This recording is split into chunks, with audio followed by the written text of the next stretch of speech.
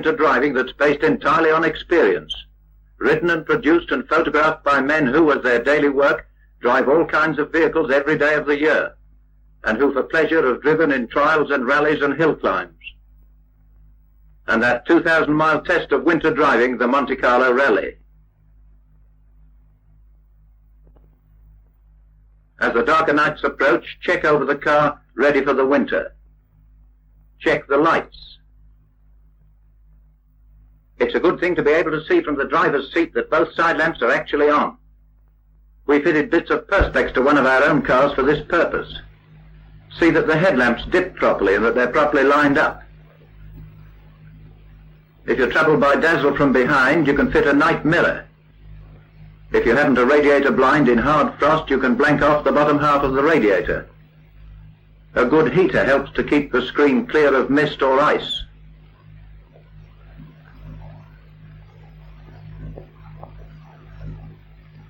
And for the rear, where the heater doesn't reach, you can use an electric demister. Or these anti-mist panels. On one of the rally cars we fitted rear wipers for cleaning both inside and outside.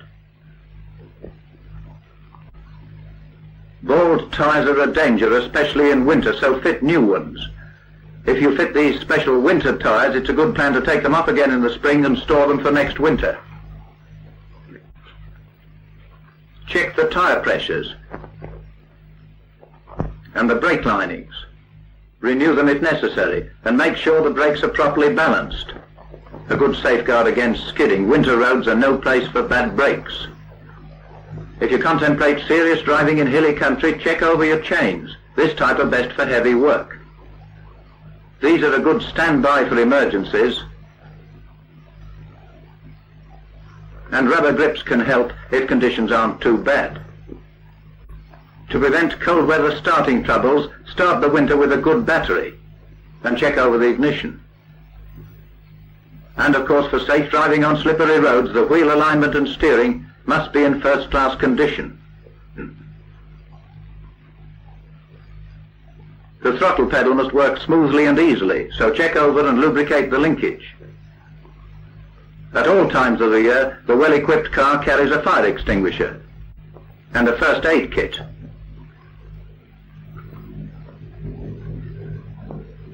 And in winter, especially if there's snow about, it's a good plan to carry a shovel and a decent rope. If you start the winter with the car in first-class order, you'll be much more ready to enjoy the exhilaration of driving on winter roads. When the road surface is wet or icy, take extra care. A vast number of accidents are caused by skidding, so it's as well to remember right at the start that skidding is bad driving.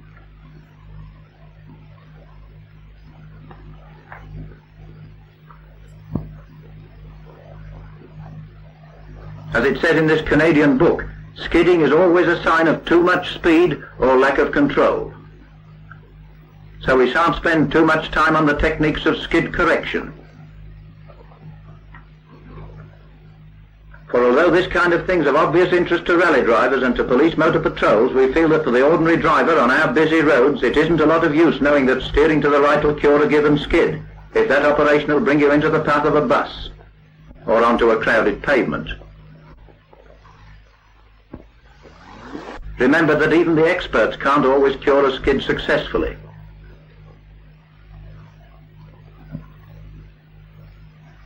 Practice by all means if you get a safe opportunity. Steer into the skid, you'll do that automatically. Release the brakes, declutch. Let the car roll freely in the direction it wants to go until you can regain control. But until you've had a lot of experience, concentrate on skid prevention. The best training of all, of course, is to ride a two-wheeler on slippery roads. Learn to recognize bad surfaces such as wet stone sets and wood blocks, steel roadways, tram lines, roads covered with wet leaves, patches of oil often found at bus stops,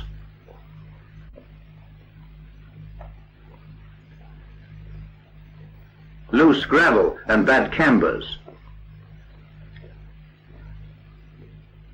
a film of mud, especially near farms or new roadworks, Road-making vehicles coming off a site like this inevitably deposit a dangerous film on nearby roads.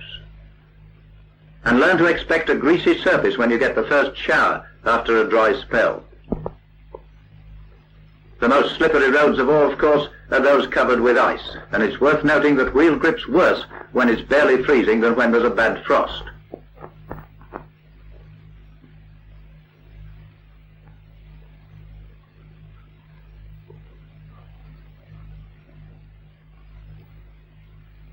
So watch particularly when it's only just freezing. Here are some shots actually filmed during the Monte Carlo Rally. If the road's clear, quite good speeds are still possible if you remember the rules. Hardly touch the brakes, avoid sudden swerves and violent acceleration. On deserted roads, follow this course round a bend, straightening it out. But of course remember the highway code advice not to cross the road centre unless you can see that the road ahead's clear. Entering here and easing the steering to take as smooth and straight a line as possible. If you follow this path, the inertia loads gently spread.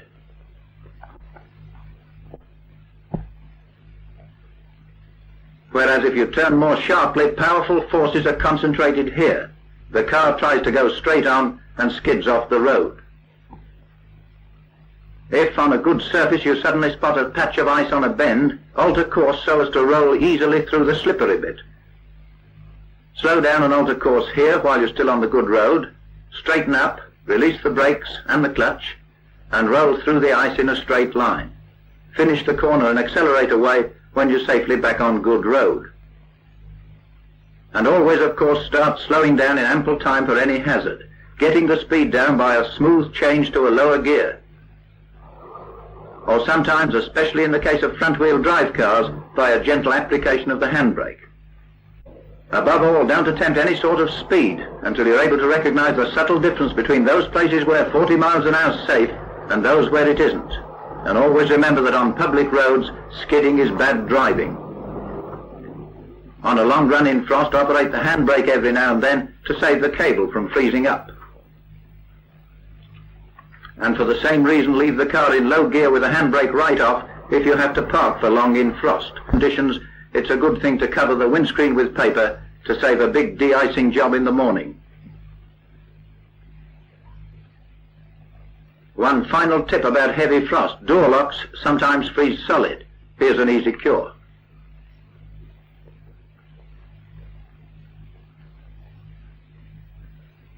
Now a word about driving in snow. When it's actually snowing, put the dipped headlamps on so that other people can see you. This is compulsory in Germany, where the rule is, during snowfall, dipped headlamps must be used even in daytime.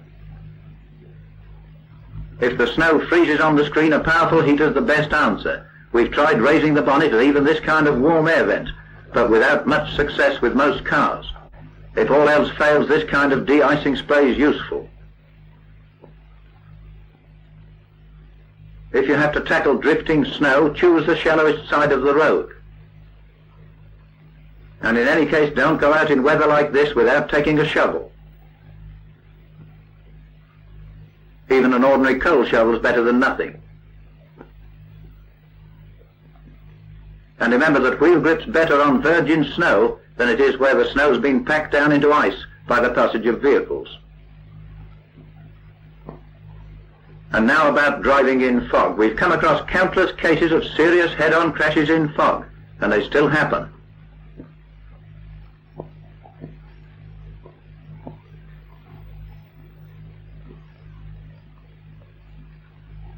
And they'd be avoided if drivers had followed the advice given in paragraph 53 of the Highway Code. Use headlamps in mist or fog to enable other road users to see you more easily.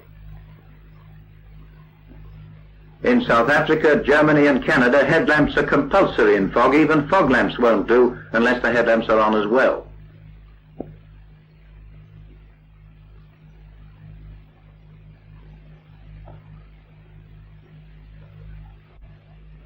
And the same advice is given by the Royal Society for the Prevention of Accidents. And in the Autocar's book, Methods of the Experts. And the reason's obvious if we examine the findings of the Road Research Laboratory. If headlamps are used in fog in daylight, they're visible at 2 to 3 times the distance at which the vehicle itself can be seen. And yet, in spite of the experience in other countries, in spite of the great weight of expert advice, vast numbers of normally careful drivers continue to drive around using the side lamps only. There's no shadow of doubt side lamps are absolutely useless. You can't see them until long after the dark bulk of the vehicle's already come into view.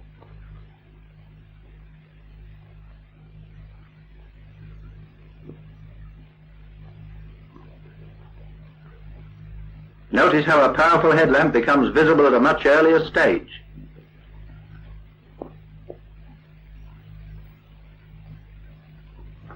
And for the benefit of inexperienced drivers who fear they'll be troubled by glare, there just isn't any glare in daytime. Our headlamps are being switched on and off repeatedly in this shot, and you just can't tell the difference. As the Road Research Laboratory put it, in daylight there are no difficulties due to glare from the headlights. So it must be headlamps in fog during daylight. The only exceptions when you're following close and don't intend to overtake. In that case, switch over to the side lamps so as not to add to the leading driver's difficulties. And if you have to do that most difficult of all maneuvers in fog, turning right out of a busy road, switch on the lot. If you have to wait at the center, you'll be a sitting target unless other drivers can see you.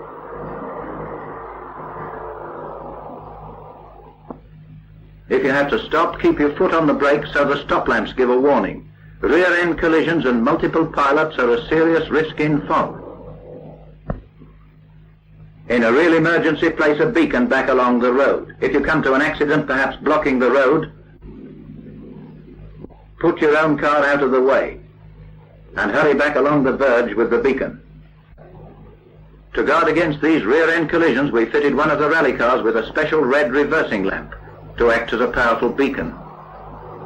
If you're driving slowly with a lot of lights burning, use a low gear to keep the battery charged. After dark, of course, fog's a much greater problem. Glare from your own lights makes it even more difficult to see. You'll usually see better by day as well as by night with the wipers going and your head well forward close to the screen.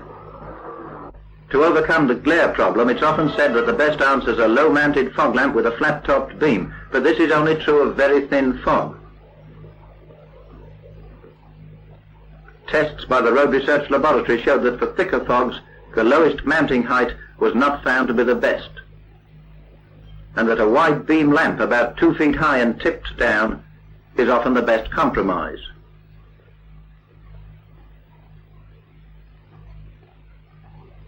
Or a pencil beam mounted on the offside for picking out cat's eyes.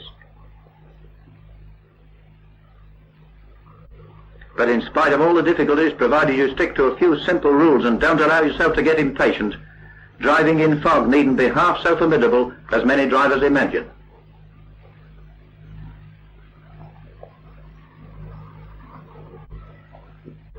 Always treat flooded roads with respect. If you don't know the depth of the water, find out first. You can test with a stick. This and gumboots are essential equipment if you're driving in flood areas. Or creep slowly forward, ready to reverse out. Don't let this happen to you. Pick the shallowest part of the road. In this case, it looks better on the right. And drive slowly. If you make a splash like this, you'll risk a drowned engine. So creep into the water gently, especially if the water's above the exhaust outlet, but slip the clutch and open the throttle to keep the engine turning over fast.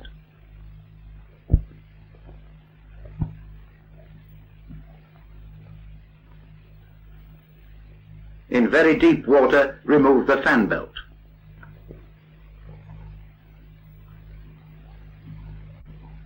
An extra safeguard, rub a hose to bring the exhaust out above the water. If the engine does stop, this will prevent water being sucked back into the engine. But for normal floods, neither this nor removing the fan belt is really essential if you keep the engine speed high. Even if the pipe does get submerged, The exhaust of a fast-running engine blows all the water clear.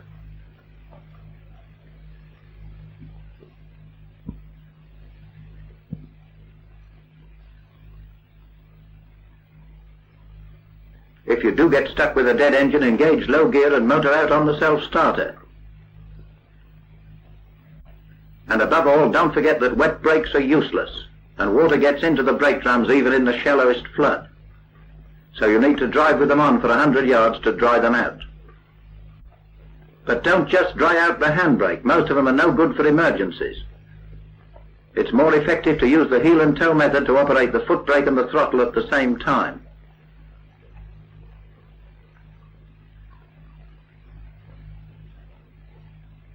Most of these flood scenes, incidentally, were taken in the Costa Brava area, where the weather's usually more kind to campers.